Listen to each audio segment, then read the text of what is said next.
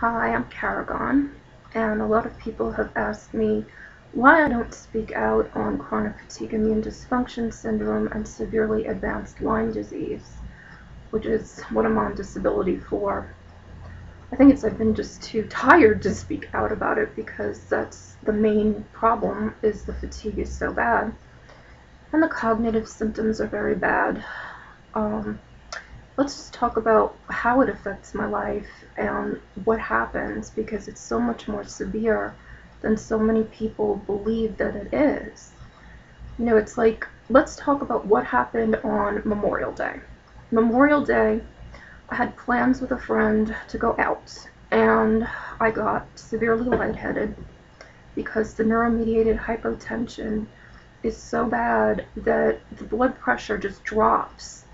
And like your hands go numb, your arms go numb, just everything goes numb, and it goes black behind your eyes, and you feel like you are just going to pass out. And this is what happens to me frequently, and it's like you can't predict when is it going to happen, what day is it going to happen. I don't know.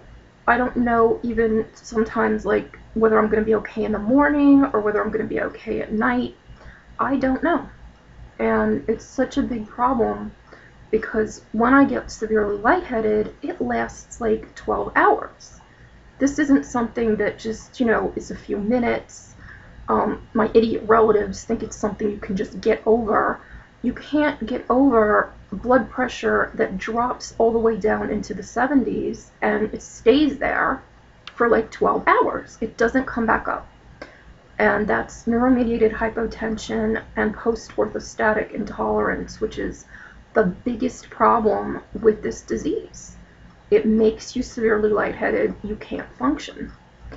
So I haven't been able to work from it in like 20 years because that's what I get.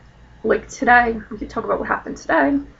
Today I went to the store and I got lightheaded in the store, and it was really bad. I mean, it was like getting where my limbs were going numb as I was walking around, and I knew if I did not get out of that store fast, I was going to collapse. So this is what I struggle with all the time, is when I try to do anything normal, it hits me. And I've worked very hard to keep the blood pressure up, but even working hard to keep the blood pressure up, it still happens. I still get it, and it's out of nowhere. So that's like the main reason, main big reason that I cannot work. I get a lot of other symptoms from the advanced Lyme disease. I have cognitive symptoms. I get short-term memory loss. I have trouble with just even simple things, which is, like people don't understand that, yes, I can read and write semantics codes. Yes, I can code, but it's like you use a different part of your brain to do that. The rest of the brain has big problems with, like, audio processing disorder is a big problem with me, and it's a main part of this disease too. And audio processing disorder is like when somebody is speaking to you and you just hear a different language, okay? It sounds like people are speaking in a totally different language. So this happens a lot. This is like, even when I'm watching TV or a movie, I don't understand half of what's being said. It's like I hear the voices, but it can't be processed.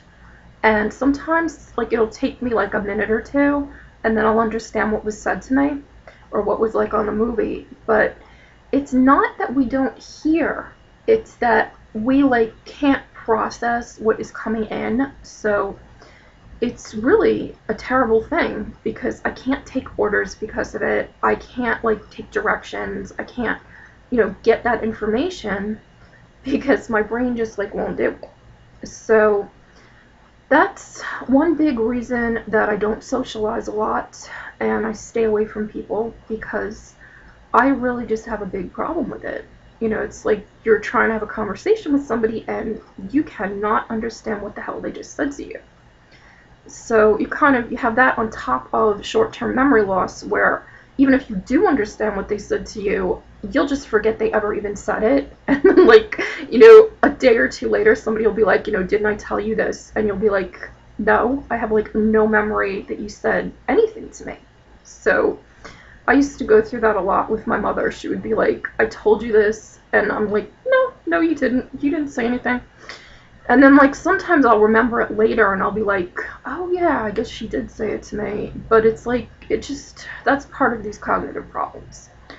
So that's, advanced Lyme disease is like a main thing that does all this stuff, and it hits every organ system in your body.